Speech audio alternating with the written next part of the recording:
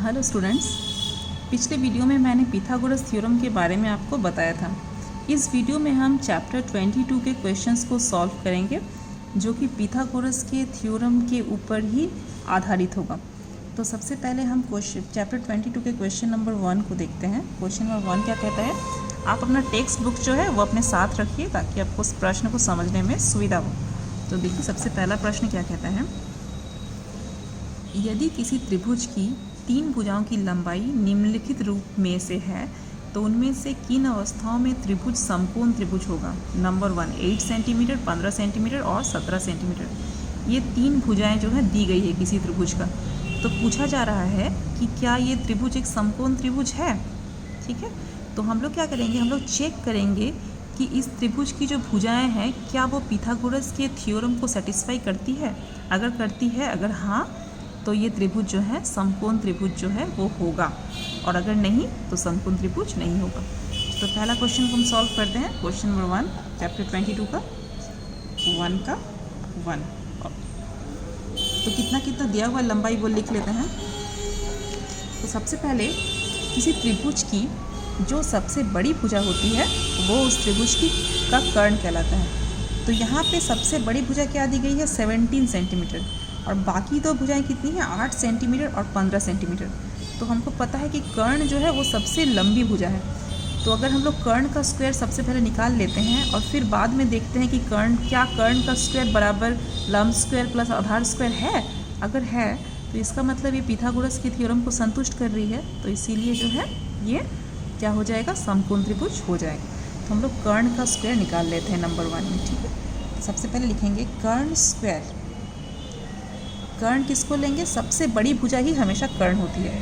तो यहाँ पे सबसे बड़ी भुजा है 17 दी गई है, तो 17 का स्क्वायर 17 गुना 17 गुना करने से कितना आता है 289।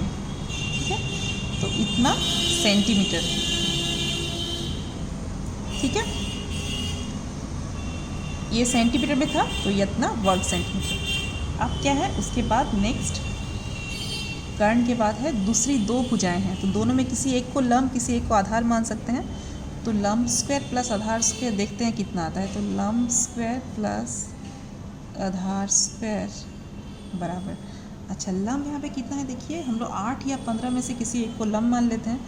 तो 8 का स्क्वायर प्लस 15 का स्क्वायर, तो 8 का स्क्वायर मतलब 64 और 15 का स्क्वायर मतलब 225 225। तो जोड़ने से कितना आ जाता है, यहाँ पे देखिए जोड़ने से दोनों को आता है 289 वर्ग सेंटीमीटर। तो अर्थात देखिए ये दोनों सेम आ गया, अर्थात कर्ण स्क्वायर बराबर लंब स्क्वायर प्लस आधार स्क्वायर, इस फॉर्मूला पे ये लग जाता है। तो इसीलिए अतः कर्ण स्क्वायर बराबर हो जाता है लंब स्क्वायर प्लस आधार स्क्वायर। ठीक है, अतः यह त्रिभुज एक समकोण त्रिभुज होगा, समकोण त्रिभुज होगा। ठीक है, तो ये है क्वेश्चन नंबर 1। अब बढ़ते हैं नेक्स्ट क्वेश्चन की तरफ। तो नेक्स्ट क्वेश्चन में क्वेश्चन नंबर हम लोग देखते हैं नेक्स्ट 3। सब में इसी फॉर्मूला को आपको अप्लाई करना है। तो हम देखते हैं क्वेश्चन नंबर 3 को। 3 है 10 सेंटीमीटर भुजा वाले किसी समचतुर्भुज के एक विकर्ण की लंबाई 12 सेंटीमीटर होने से समचतुर्भुज के दूसरे विकर्ण की लंबाई ज्ञात करें। समचतुर्भुज का मतलब आपको पता है, ऐसा चतुर्भुज जिसकी चारों भुजाएं जो है समान हो उसको हम लोग समचतुर्भुज कहते हैं।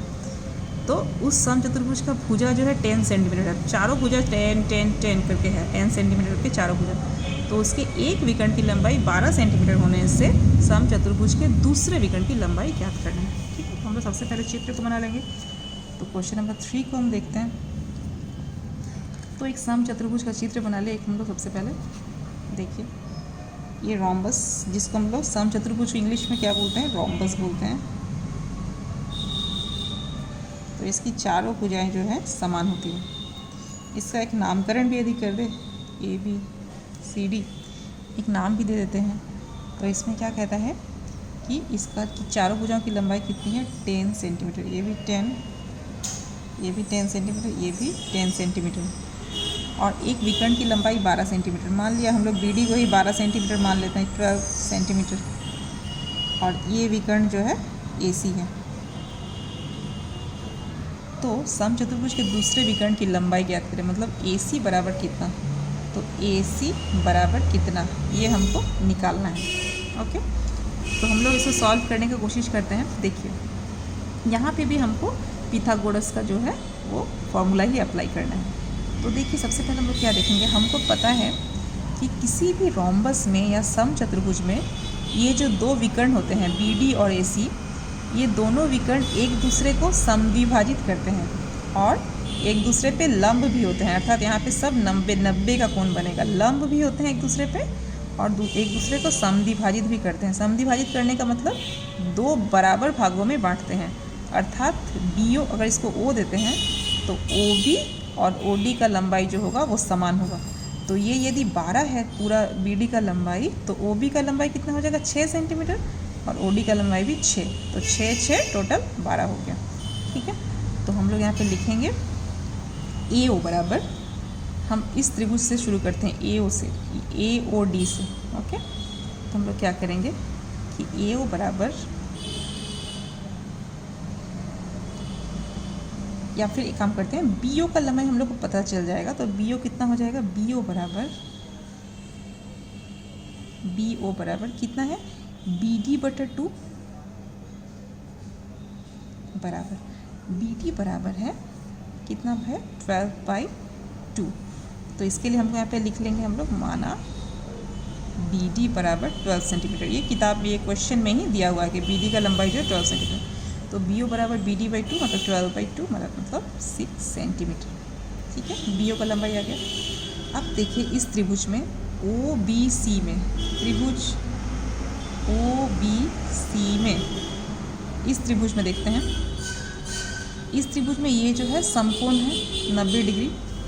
तो समकोण के सामने वाला भुजा क्या होता है, कर्ण होता है, और ये वाला आधार और ये लंब, या फिर ये आधार ये लंब। ठीक है, लेकिन समकोण के सामने वाला भुजा हमेशा जो है क्या होता है, कर्ण होता है। तो कर्ण स्क्वायर का स्क्वायर बराबर लंब स्क्वायर प्लस आधार स्क्वायर। ओके, तो हम लोग को यहाँ पे देखिए निकालना क्या है, यहाँ पे हम लोग को पता है बी ओ का लंबाई कितना आया है 6, तो बी ओ यहाँ पे हम लोग 6 सेंटीमीटर लिख सकते हैं। तो अब हमको ओ सी निकालना है। ठीक है, तो हम लोग लिखेंगे त्रिभुज ओ बी सी में पिथागोरस के थ्योरम से, पिथागोरस के सूत्र से, पिथागोरस का जो सूत्र है उस सूत्र से कितना हो जाएगा ओ सी स्क्वायर।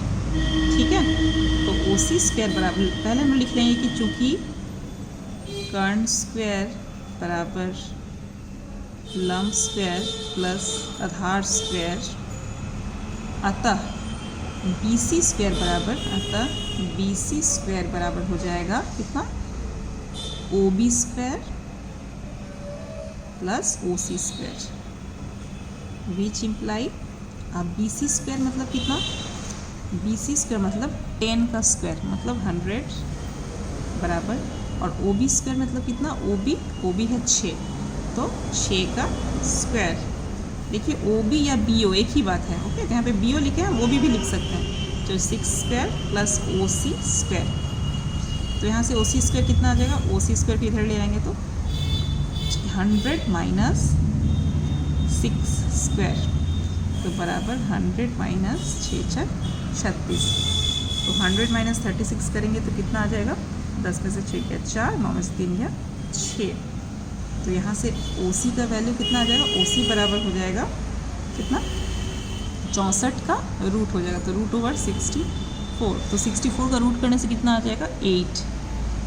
ओ सी का लंबाई आ गया 8 सेंटीमीटर। देखिए ओ सी मतलब ये वाला आ गया 8 सेंटीमीटर। तो अब हमको पूछा है ए सी बराबर कितना है ना, इस विकर्ण का लंबाई, तो ये 8 हो जाएगा, तो ये भी जरूर 8 होगा क्योंकि ये दोनों एक दूसरे को समद्विभाजित करते हैं दोनों विकर्ण, तो इसीलिए ओ सी भी 8 और ए ओ भी 8। तो इसीलिए ए सी बराबर 8 + 8 बराबर 16 सेंटीमीटर। तो अतः ए ओ बराबर ओ सी बराबर 8 सेंटीमीटर। तो अतः ए सी बराबर 8 + 8 बराबर 16 सेंटीमीटर आंसर। ठीक है, तो इस वीडियो में बस इतना ही। मिलते हैं नेक्स्ट वीडियो में। Thank you so much.